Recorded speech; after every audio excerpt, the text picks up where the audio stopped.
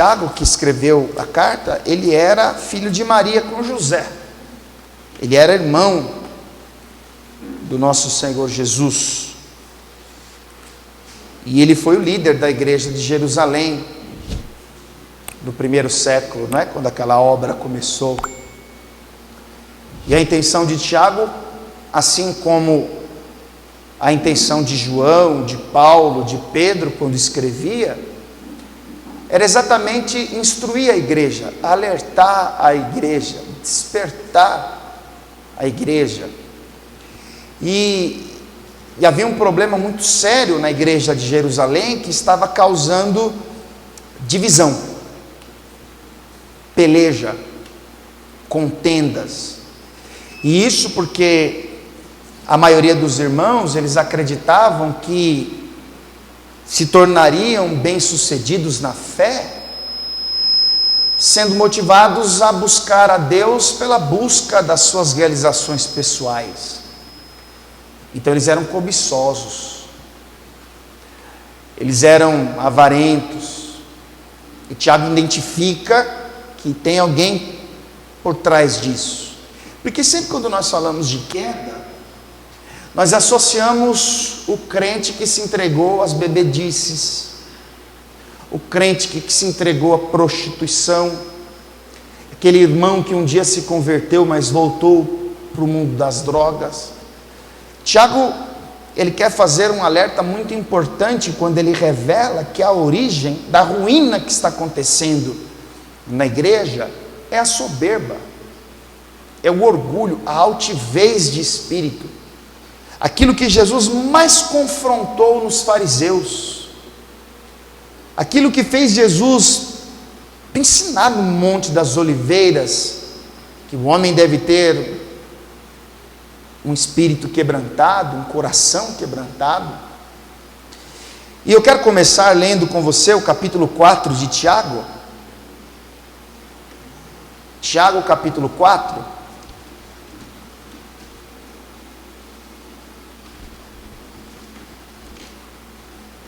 Tiago capítulo 4, nós vamos ler a princípio o versículo 6, está escrito assim: antes da maior graça, portanto diz, Deus resiste aos soberbos, dá porém graça aos humildes. Deus se opõe aos soberbos, Deus dá graça, Ele concede favores aos humildes. Curva a sua cabeça, feche os olhos por mais um instante, vamos orar. Pai, por mais uma vez, nós oramos, dirigimos a nossa palavra a Ti, pedindo que o Teu Espírito Santo traga luz na nossa consciência, que o Senhor nos faça compreender aquilo que o Senhor quer tratar conosco, através desta mensagem, que o Senhor venha trabalhar mais profundo do nosso interior, Pai, tirando da nossa vida urgentemente tudo aquilo que não Te glorifica, que não Te exalta. O Senhor nos dê, meu Pai, um coração humilde, para que possamos desfrutar de toda a Tua graça, para que possamos desfrutar de todos os Teus favores. E se houver, meu Deus, alguém com soberba em nosso meio, o Senhor trate o coração desta pessoa, que o Senhor trate o espírito desta pessoa, não somente dos que aqui estão, mas todo aquele que em algum lugar estiver ouvindo esta mensagem. Pai, que assim seja feito, em nome de Jesus, amém, e graças a Deus. Pode sentar no seu lugar, por favor. Irmãos, como eu disse ainda há pouco,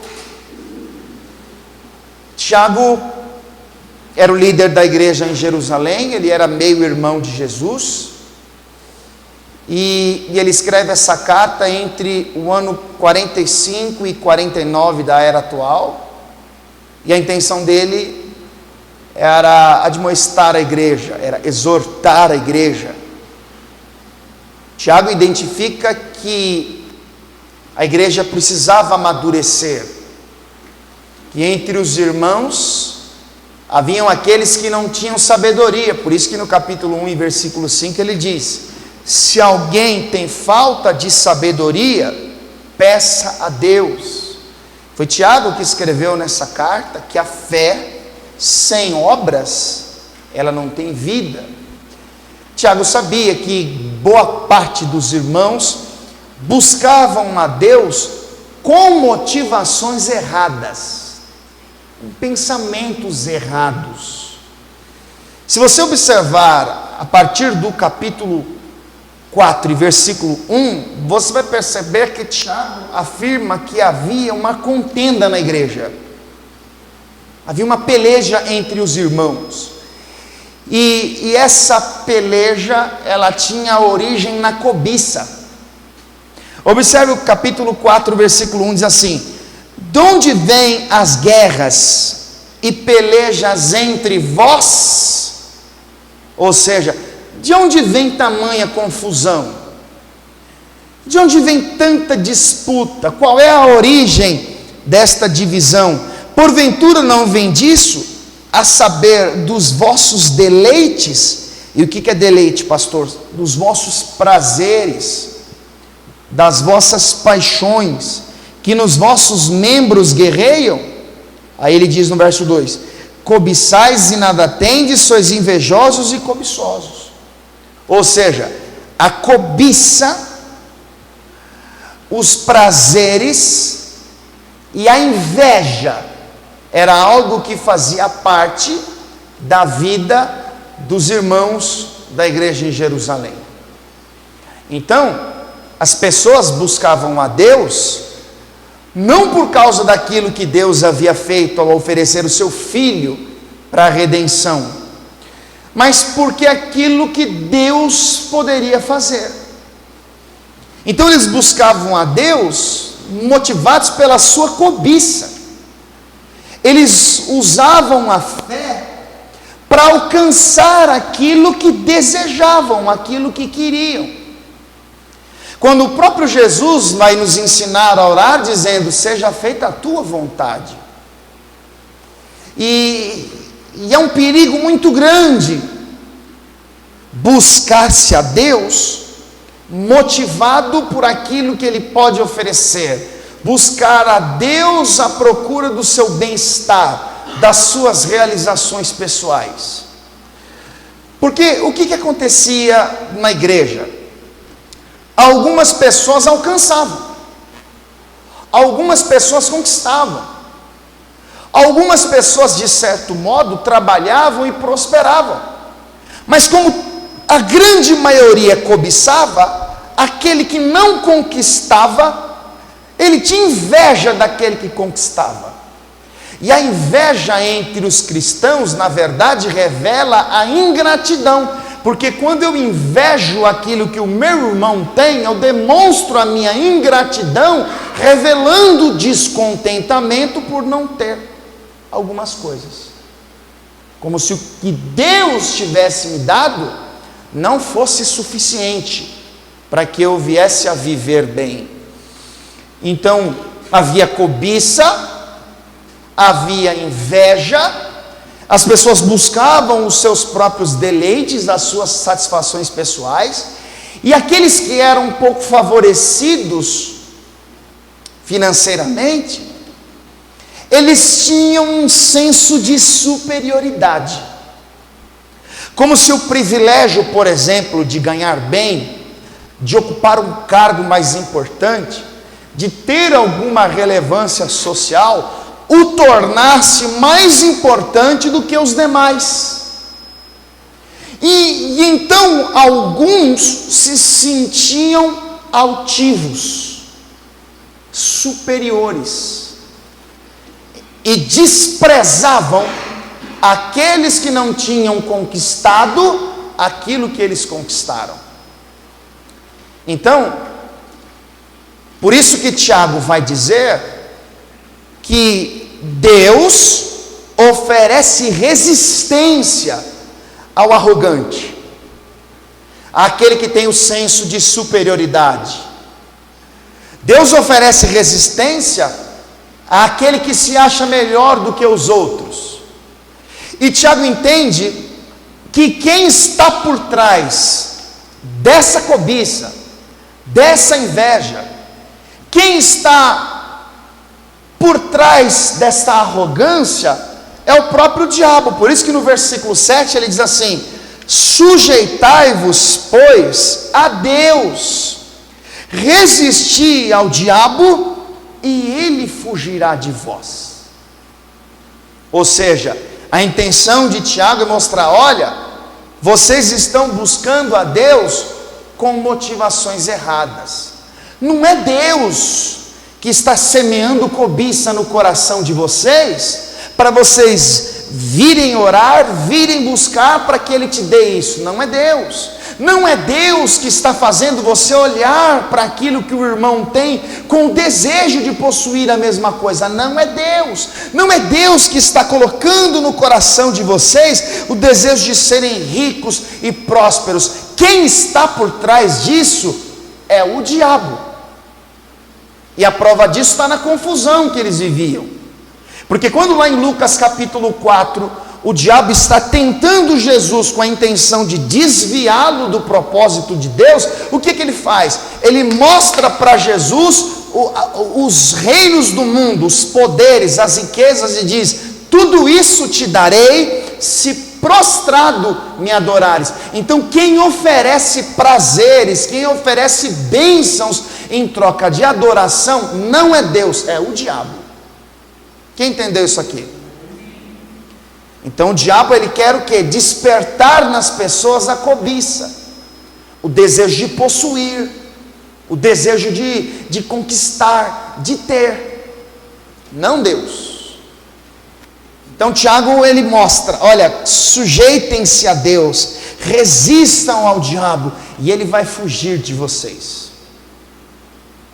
Por isso que Paulo escreve a Timóteo lá no capítulo 6, os que querem ser ricos, eles caem em ciladas, eles caem em tentações, porque o amor ao dinheiro é a raiz de todas as espécies de males. Por isso que no mesmo capítulo, no versículo 7, Paulo vai dizer assim: ó, olha, se você tiver mantimento, se você tiver a vestimenta, você deve estar contente com essas coisas, e não reclamar das coisas que você não tem, porque a insatisfação que gera a cobiça. Quando eu estou insatisfeito com aquilo que eu tenho, então eu começo a cobiçar aquilo que eu não tenho, e o fato de conquistar aquilo que eu não tenho, que é algo que todo mundo deseja, pode me tornar soberbo. Porque afinal de contas, eu ocupei o lugar que ninguém ocupou, eu conquistei aquilo que ninguém conquistou, e essa presunção é algo que vem do maligno. Ainda no capítulo 4 de Tiago, versículo de número 16, está escrito assim: mas agora vos gloriais em vossas presunções, toda glória tal como esta é maligna. E o que é presunção, pastor? É uma opinião boa em relação a si mesmo. Isso é presunção. O presunçoso, ele olha para si e ele sempre tem coisas boas a dizer ao seu respeito. O presunçoso, ele olha para si e faz comparações com outros. E é exatamente essa presunção, esse orgulho, essa arrogância, que é a manifestação da soberba que Tiago está confrontando na igreja.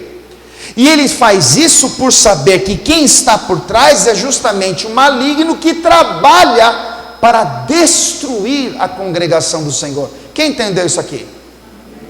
Então ele diz: Deus resiste ao soberbo, Deus se opõe ao soberbo. Quando Deus olha para alguém que se vangloria, quando Deus olha para alguém que se elogia, quando Deus olha para alguém que tem orgulho de si mesmo, que acha que é o melhor de todos, quando Deus olha para alguém que tem o seu ego, o seu âmago, quando Deus olha para alguém que se acha superior aos outros, então Deus resiste a esse tipo de gente, porque a soberba é o caminho da destruição. Olha o que está escrito no livro de Provérbios, deixa essa página marcada, livro de Provérbios, e eu quero ler com você o capítulo 29, Provérbios capítulo 29, veja o que está escrito no versículo de número 23, Provérbios capítulo 29, versículo 23, está escrito assim: a soberba do homem o abaterá, mas o humilde de espírito obterá honra. Ó, a soberba do homem o abaterá. E a definição de soberba, segundo o dicionário, é altivez de espírito, presunção, é a arrogância que se manifesta em orgulho, um conceito exagerado que a pessoa tem de si. E ele está dizendo que a soberba do homem o abaterá. Volta aqui para o capítulo 16 de Provérbios. Provérbios capítulo 16, versículo de número 18. Está escrito assim: a soberba precede a ruína, e a altivez do espírito precede a queda. Ó, a soberba vem antes da destruição. A soberba dá origem à destruição. A soberba é uma estrada pavimentada em direção à queda, à ruína. E nós temos muitos exemplos disso. Aquele lutador que nunca perdeu, que sempre venceu os desafios, que treinou muito, que é forte, robusto, e aos olhos dos outros, ele é imbatível. Então ele entra no ringue ciente que é forte, que é preparado, que é treinado, e ele vai para aquele confronto ciente de que pode decidir a qualquer momento. A sua arrogância está revelada no seu comportamento.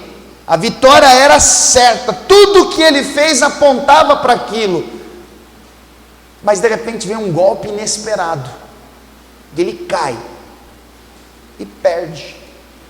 Aquele time recheado de craques, que está invicto, não perdeu uma sequer, chega para disputar o último jogo do campeonato, desprezando o oponente, achando que vai ganhar quando quer, de repente é surpreendido. Um único lance, não dá mais para reverter, perdeu. O problema da soberba é que o soberbo não aceita opinião contrária. O soberbo, ele olha os outros de cima para baixo. O soberbo despreza os outros com o olhar, com palavras, com gestos, com o seu conceito. E quando eu digo a você que a soberba precede a ruína, quando a palavra mostra que a soberba precede a ruína, existiam muitos reis, não somente reis de Israel, como foi o caso de Uzias, que começaram pequeno, cresceram, estabeleceram o seu reinado, eram obedientes a Deus, mas quando prosperaram, permitiram que o seu coração se corrompesse e se arrebentaram. Mas eu quero usar o exemplo de um rei que se tornou um homem popular, que enriqueceu, era muito conhecido, bem visto, superestimado, Mas um dia Deus mandou um profeta até ele revelar um sonho que ele teve. E este profeta diz que este rei deveria respeitar os pobres, abandonar os seus pecados, abandonar os seus maus costumes. Mas esse rei, ele desprezou aquele conselho. Ele não aceitou a opinião contrária. Ele ficou desgostoso quando foi repreendido. E tempos depois, ele vai viver uma grande ruína. Eu quero que você vá comigo para o capítulo 4 do livro do profeta Daniel, e eu quero usar este exemplo aqui, Nabucodonosor. Acompanhe comigo o livro do profeta Daniel, capítulo 4. Vamos fazer a leitura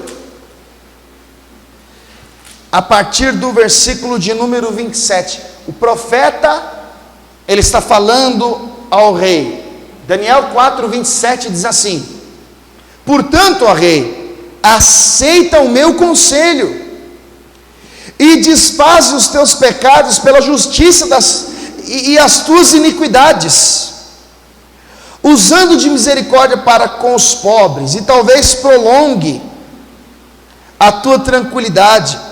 Todas essas coisas vieram sobre o rei Nabucodonosor. É dizer que Deus mandou um profeta lá para dizer: o rei, para você continuar em paz, para você continuar vivendo os dias de tranquilidade, então abandone os seus pecados. Olha, rei, para que não venha guerras contra ti, para que não aconteça coisas ruins, se compadeça da causa dos pobres, ajude os necessitados. Só que, irmãos, o cara que é soberbo, quando ele é repreendido, ele se arma, ele não reconhece o erro, ele não assume as suas falhas.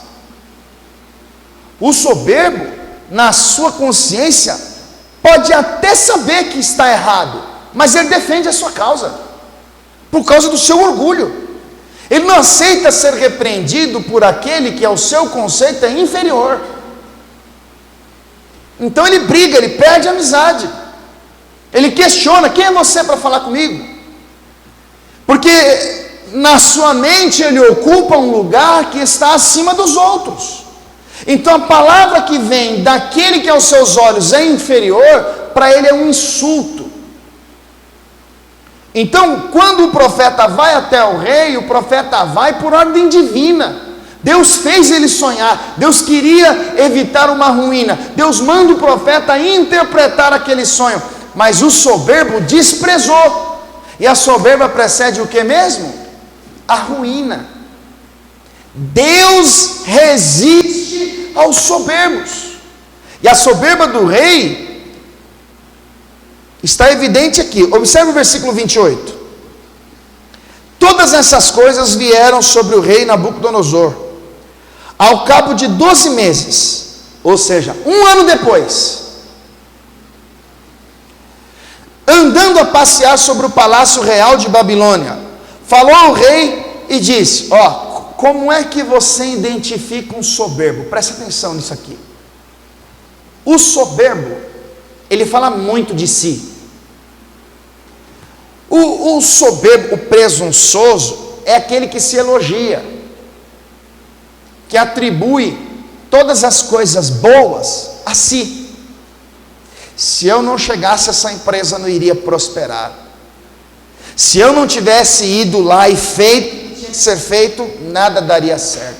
Ah, se eu não chegasse nesse lugar. Olha, quando eu canto, toda a igreja se emociona. Quando eu prego, todo mundo entende. O soberbo, ele se exalta. O soberbo, ele busca autopromoção. Ele atribui a si todas as coisas boas que acontecem em um ambiente. Então, olha a soberba de Nabucodonosor, versículo 30, está escrito assim: falou o rei e disse: não é essa a grande Babilônia que eu edifiquei para a casa real com a força do meu poder e para a glória da minha magnificência? Então ele fala: o meu poder, a minha glória, eu edifiquei.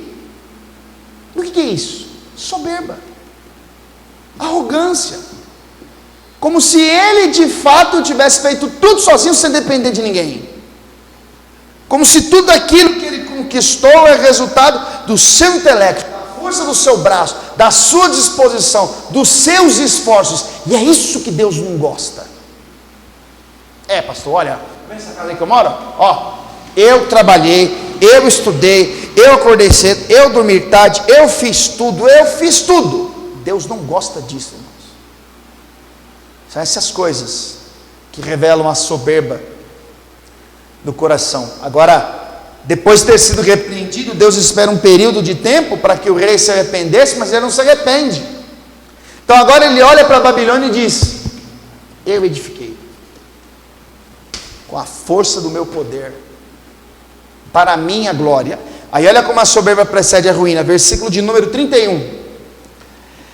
Ainda estava a palavra na boca do rei, quando caiu uma voz do céu: a ti se diz, ó rei Nabucodonosor, passou de ti o reino, e serás tirado dentre os homens, e a tua morada será com os animais do campo. Far-te-ão comer ervas como os bois, e passar-se-ão 7 tempos sobre ti, até que conheças que o Altíssimo tem domínio sobre os reinos dos homens e os dá a quem quer. Ou seja, a ruína veio, ouviu-se uma voz do céu dizendo: rei, acabou para você. Aquela voz dizia: agora você vai ser obrigado a reconhecer quem é o dono de toda a glória. Agora você vai conhecer quem é o detentor de todo o poder. O que Deus vai fazer? Vai tirar Nabucodonosor do trono e vai colocar Nabucodonosor no pasto. Ele vai perder suas regalias, a sua vida de luxo, o seu conforto, e ele vai ser humilhado. Vai comer com os animais do campo. Olha o cumprimento disso no versículo 33. Na mesma hora se cumpriu a palavra sobre Nabucodonosor, e foi tirado dentre os homens, e comia erva como os bois, e o seu corpo foi molhado do orvalho do céu, até que cresceu pelo, como as penas da águia, e as suas unhas como as da ave. Por que caiu o orvalho sobre ele? Porque ele não tinha um teto, ficou cabeludo, com as unhas grandes, e o aspecto de Nabucodonosor era como um pedinte, um morador de rua, totalmente humilhado. Saiu do trono e foi para o pasto. Por quê, pastor? Porque era soberbo, porque era arrogante, porque era presunçoso. Deus está querendo ensinar uma lição para ele. E se você observar no final do versículo de número 37, está escrito que Deus pode humilhar os que andam na soberba. Por isso que você tem que ficar esperto. Qual era o problema da igreja de Jerusalém? A presunção, a soberba. E o próprio Tiago vai dizer que eles deveriam resistir a essas coisas. Irmãos, o nosso coração tem a tendência de proclamar que somos bons. O nosso coração tem a tendência de dizer o tempo todo que somos melhor que os outros naquilo que fazemos. E as forças do mal trabalham justamente para alimentar isso aí. Você viu? Olha lá, você faz muito melhor que ele. Você viu que coisa mal feita? Vai lá e faz você, porque você é muito melhor. E o coração ele vai se exaltando. Por isso que você não deve se empolgar com elogios, irmãos. Não se empolga não. Às vezes a pessoa chega para você até sem maldade, e ela te faz um elogio, porque você foi bem sucedido naquilo que você fez. Só que aí o outro também vem e reconhece. Aí dali a pouco vem outro e diz assim: olha que legal, fiquei muito feliz pelo seu... Daqui a pouco, irmão, você já acha que você é o rei da cocada preta. Daqui a pouco você já acha que é a última Coca-Cola do deserto. E o problema é que esse reconhecimento, essa aprovação, esse sucesso, pode fazer com que você de fato acredite que é bom mesmo, que foi a sua força, que foi o seu preparo. Você pode acreditar que você realmente conseguiu, porque você é uma pessoa boa. E o que o Tiago está querendo mostrar para a igreja é que nós temos que aprender a depender de Deus o tempo todo. Por que deu certo? Porque Deus me ajudou. Por que eu consegui? Porque Deus esteve comigo. Por que eu cheguei? Porque Deus me deu graça. Deus resiste aos soberbos, mas dá graça aos humildes. Os humildes, Deus ajuda. Segundo o dicionário, o significado da humildade é aquele que não é vaidoso, tem a virtude de conhecer suas próprias limitações. O humilde é aquele que expressa a sua submissão. O humilde não carrega vaidade no seu coração. O humilde é aquele que sabe que é limitado e, portanto, assume a sua dependência. Ele entende que ele é submisso.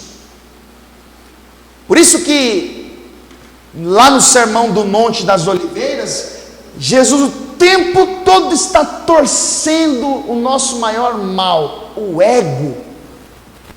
Jesus diz, olha, bem-sucedidos são os pobres de espíritos, aqueles que reconhecem a sua falência espiritual,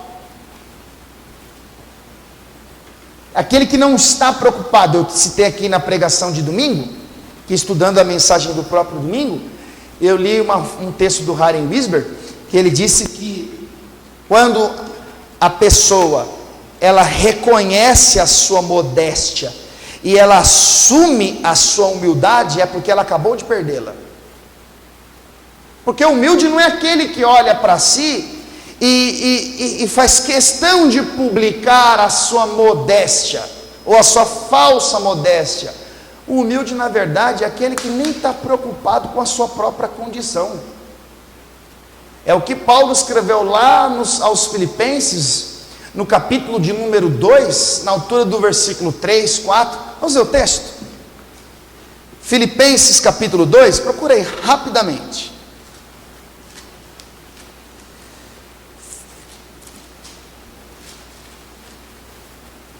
Capítulo 2, versículo 3, ele diz assim, ó: nada façais por contenda, ou por vanglória, mas por humildade.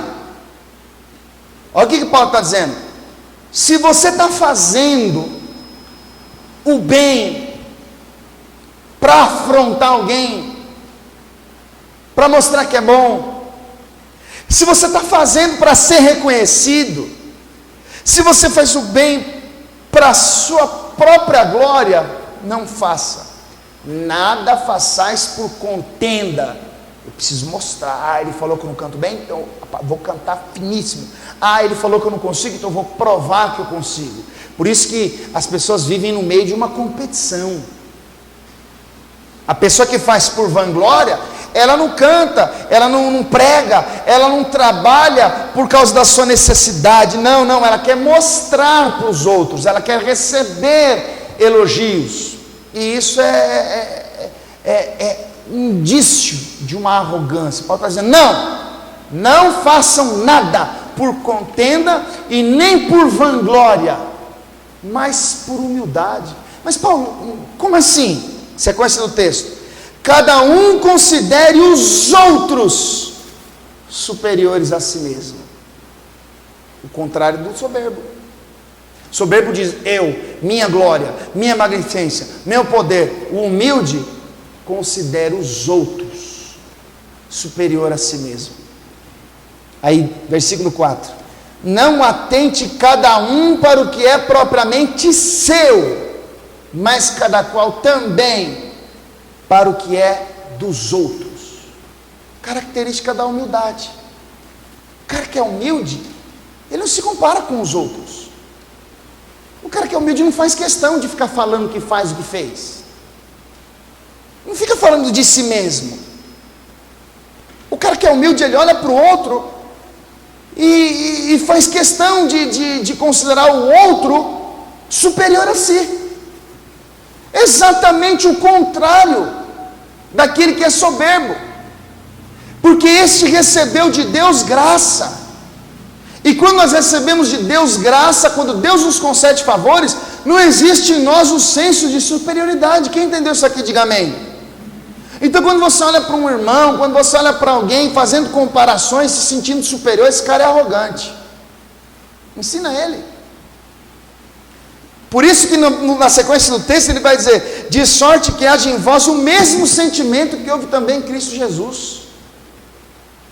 Aquele que é humilde, ele reconhece a sua limitação, ele é submisso à autoridade. Aquele que é humilde, ele reconhece a sua dependência. E quando você olha para a história, você vai perceber que eram exatamente os humildes que Deus usava, que Deus chamava. Êxodo capítulo de número 3, Deus chama Moisés para enviar diante de Faraó, para que Moisés conduzisse os hebreus em direção a Canaã. No capítulo 4, versículo 10, Moisés vai dizer: Senhor, eu sou pesado de língua, eu tenho dificuldade no falar. E Deus vai dizer para Moisés que era com ele. Juízes capítulo 6, versículo 13, Deus chamou Gideão e disse: o Senhor é contigo, varão valoroso, vai nessa tua força e tu livrarás Israel da mão dos midianitas. Gideão vai dizer: mas Senhor, eu sou o mais pobre, da família mais pobre de Manassés. Aí Deus, em Juízes 6, 34, diz a palavra que o Senhor revestiu a Gideão. Deus chama Jeremias e diz: desde o ventre da sua mãe eu te santifiquei por profeta. Aí lá no capítulo 1, versículo 6, Jeremias vai dizer: Senhor, eu não tenho maturidade, eu sou muito novo, não estou preparado para isso, o que as pessoas vão dizer? E Deus vai dizer: Jeremias, eu serei com a sua boca. Aí você tem que parar e pensar, porque Moisés, Gideão e Jeremias assumem o despreparo. Senhor, não dá, não tem condições, eu não tenho QI para isso, eu não tenho maturidade para isso, eu nem sei como é que vai ser. Eles assumem. Isso é humildade. Mas eu quero usar o exemplo de humildade na vida de um jovem que estava no pasto, e Deus vai tirá-lo do pasto e vai colocá-lo no trono. Ele estava num lugar em que poucos gostariam de estar. Ele media forças com um urso para proteger as ovelhas do rebanho de seu pai. Ele pegou o leão pela barba e enfrentou aquele leão. E um dia Deus mandou um profeta ir lá na casa dele, porque Samuel tinha que ungir entre os filhos de Jessé aquele que seria o futuro rei de Israel. E quando Samuel chegou na casa de Jessé, diz a palavra que Jessé vai apresentar os seus filhos, que eram fortes e robustos. Vai comigo aqui para 1 Samuel capítulo 16. Primeiro livro do profeta Samuel, capítulo 16.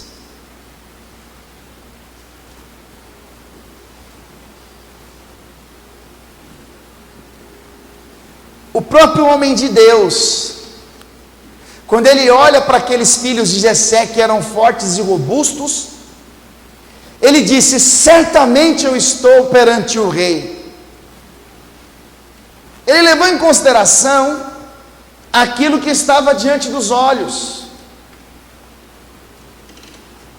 Aí Deus vai mostrar para ele que pensa diferente.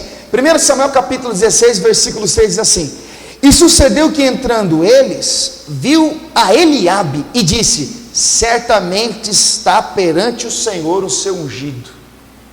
Samuel olhou para Eliabe, forte, robusto, com pinta de rei, e disse: certamente eu estou diante do futuro rei de Israel.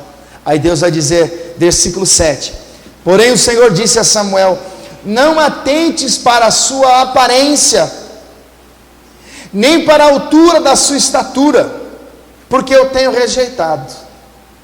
Porque o Senhor não vê como vê o homem, pois o homem vê o que está diante dos olhos, porém o Senhor olha para o coração. Quer dizer que Samuel, que ficou impressionado com a estatura de Eliabe, agora ele ouve Deus falar: olha, eu não me impressiono com a aparência, com o aspecto físico, eu não me impressiono com o exterior, eu olho para o interior, para o coração. Quero saber se o coração é altivo, se há arrogância. A Bíblia diz que Davi era um homem com um coração segundo o coração de Deus. Apesar da pouca idade, era um jovem humilde, que estava cuidando das ovelhas do rebanho de Jessé, seu pai, que aceitou estar ali, e que em nenhum momento vai dizer: oh, pai, eu de novo? Por que agora, assim como ontem, na semana passada, eu tenho que ficar cuidando das ovelhas, enquanto os meus irmãos ficam andando por aí? Davi não questiona a posição que está, Davi não murmura pelas condições que vive. Era um moço humilde, que estava ali cumprindo a sua missão. E então Jessé vai passar os seus outros filhos. Acompanhem comigo a leitura do versículo 8, diz assim: então chamou Jessé a Abinadab e o fez passar diante de Samuel, o qual disse: nem a este tem escolhido o Senhor. Então Jessé fez passar Samar, porém disse: tampouco a este tem escolhido o Senhor. Assim fez Jessé passar os seus 7 filhos diante de Samuel, porém Samuel disse a Jessé: o Senhor não tem escolhido estes. Ou seja, nenhum desses fortões, nenhum desses robustos será o rei. Versículo 11: disse mais Samuel a Jessé: acabaram-se os jovens? E disse: ainda falta o menor. Por isso que eu disse a você outro dia, a palavra revela, Deus tem uma predileção pelos menores, por aquele que não tinha condição de ir diante de Faraó e falar, e ele diz: eu sou pesado de língua. Deus teve predileção por Gideão, que assume: eu sou o mais pobre da família mais pobre. Aí Deus vai lá e o reveste. Aquele que diz que não tinha maturidade: Senhor, eu sou como uma criança. Aí Deus vai lá e diz assim: eu que fiz a boca do homem. Deus poderia ungir Eliabe, Deus poderia ungir Samar, Deus poderia ungir qualquer um dos filhos de Saul, mas ele escolhe o menor, o despreparado. Não tinha estatura, não tinha aspecto físico, mas ele tinha um coração segundo o coração de Deus. Que coisa linda. Versículo 11: e eis que apacenta as ovelhas. Disse, pois, Samuel a Jessé: envia e manda-o chamar, porquanto não nos assentaremos à roda da mesa até que ele venha aqui. Então mandou em busca dele e o trouxe, e era ruivo e formoso de semblante e de boa presença, e disse o Senhor: levanta-te e unge-o, porque este mesmo é. Então Samuel tomou o vaso do azeite e ungiu-o no meio dos seus irmãos, e desde aquele dia em diante o Espírito do Senhor se apoderou de Davi. Então Samuel se levantou e se foi a Ramá. Se lembra do Salmo 113, versículo 5? Diz: quem é como o nosso Deus, que se curva para ver o que está debaixo dos céus, na terra, que do pó ele ergue o pobre e o necessitado do monturo, e o faz assentar entre os príncipes. É aquele que faz a mulher estéril ser alegre mãe de filhos. Poderia escolher um preparado, forte, robusto, um campeão de guerra, mas ele vai lá e escolhe o menor. E por que Deus faz isso, pastor? Para mostrar que a essência da obra não está em nós, está nele. Ele escolheu um cara que não falava bem para mostrar que a palavra que seria dita não era de Moisés, mas era de Deus. Ele escolheu Gideão e o revestiu de poder, para que o poder não estivesse em Gideão, mas em Deus. Ele chama Davi, que era o menor, era o pequeno, era o despreparado, ele estava no pasto, mas é ele que Deus se apoderou, e Deus tirou Davi do pasto e colocou Davi no trono. Mas por quê? Porque Deus dá graça aos humildes. Ele tira o soberbo Nabucodonosor, da onde? Do trono, e coloca onde? No pasto. Davi era humilde, ele tira Davi da onde? Do pasto, e coloca Davi aonde? No trono. Por quê? Porque Deus resiste aos soberbos. Deus é a oposição dos soberbos. Deus não gosta de gente soberba. Por isso que você tem que parar e pensar, irmãos. Quando você começar a se comparar com alguém, e quando você achar que faz melhor que os outros, quando você começar a se sentir mais influente, mais importante, cuidado. Pode ser o caminho de uma destruição. Agora, quando você entende que sem Ele você não pode nada, quando você olha para dentro de você e percebe que não há em você virtudes que te façam melhor do que ninguém. Quando você olha para você e percebe que para respirar, você precisa do ar que Deus te dá, que para levantar você precisa da força que Deus te dá, para fazer tudo que você faz, você depende de Deus. Então Deus vai te conceder graça, porque Deus dá graça àqueles que são humildes. A ideia de Tiago, voltando lá para onde nós começamos, é justamente mostrar que alguns eram cobiçosos, invejosos, e estavam preocupados com seus deleites. Se você observar o versículo 11, Tiago diz assim: irmãos, não falei mal uns dos outros, porque o cara que fala mal, ele demonstra a sua arrogância, porque ele só fala mal de alguém porque ele está cuidando da vida dos outros. E a ideia de Tiago é mostrar quem é que está por trás disso. Quem é que alimenta a cobiça do homem? Quem é que torna o homem presunçoso? Quem é que nutre a inveja no coração?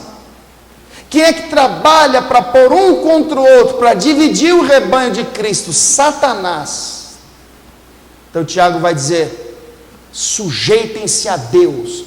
O maior exemplo de humildade é a sujeição a Deus. Como assim? Deus falou, eu tenho que fazer. Deus ensinou, eu tenho que obedecer. Se Deus falou não, é não. E o que nós fazemos?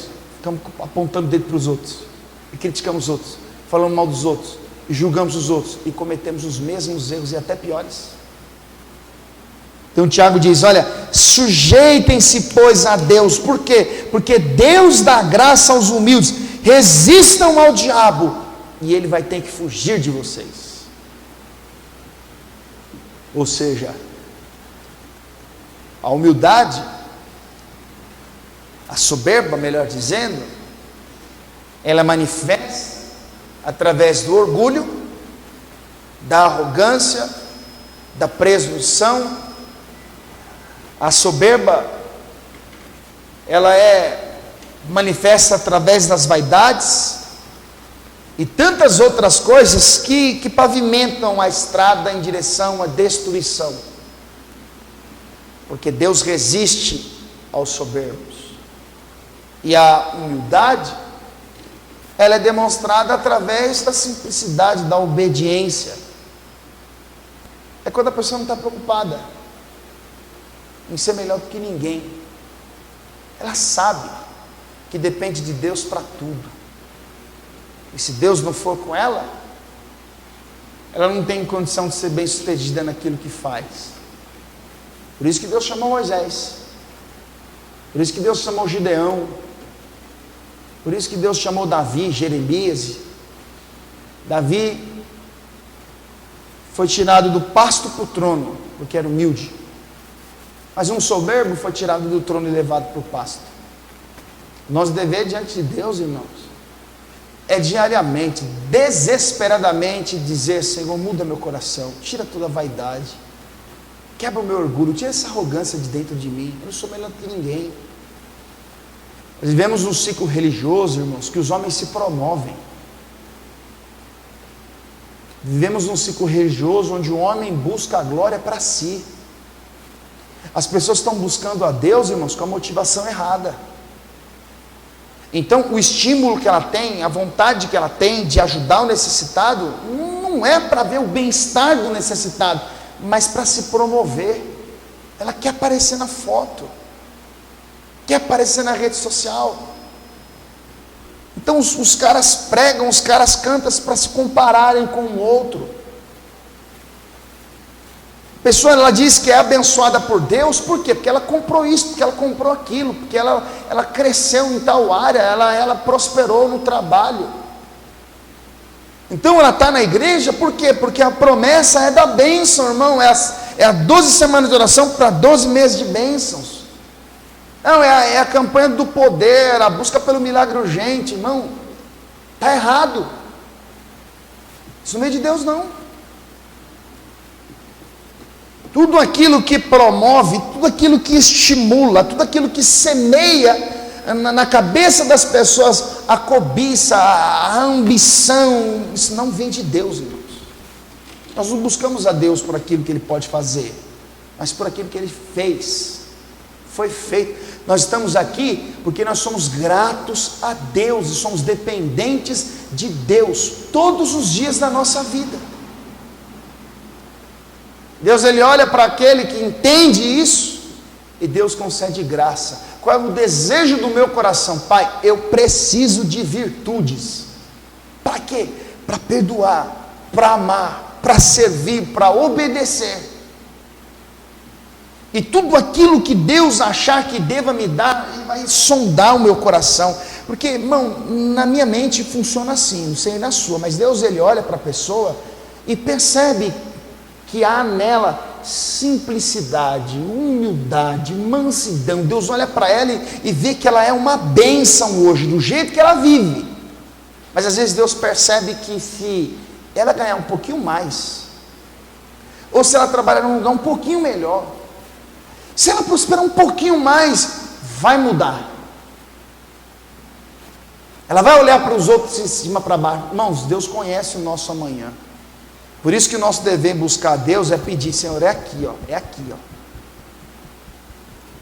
O Senhor não vê o que o homem vê, o homem enxerga a carcaça. O Senhor, olha aqui, ó, é aqui que tem que transformar, é aqui que precisa mudar. Então Deus olha para a pessoa e fala assim: ah, ele não tem nada, é humilde, é simples, é obediente. Se amanhã ou depois ele passar a ter tudo, e o nosso tudo é Jesus, mas além disso, ele tiver uma vida boa, uma boa casa, um progresso financeiro, um progresso profissional, ele não vai mudar de comportamento. Então Deus, Ele dá graça aos humildes. Vamos ficar todos de pé, por favor.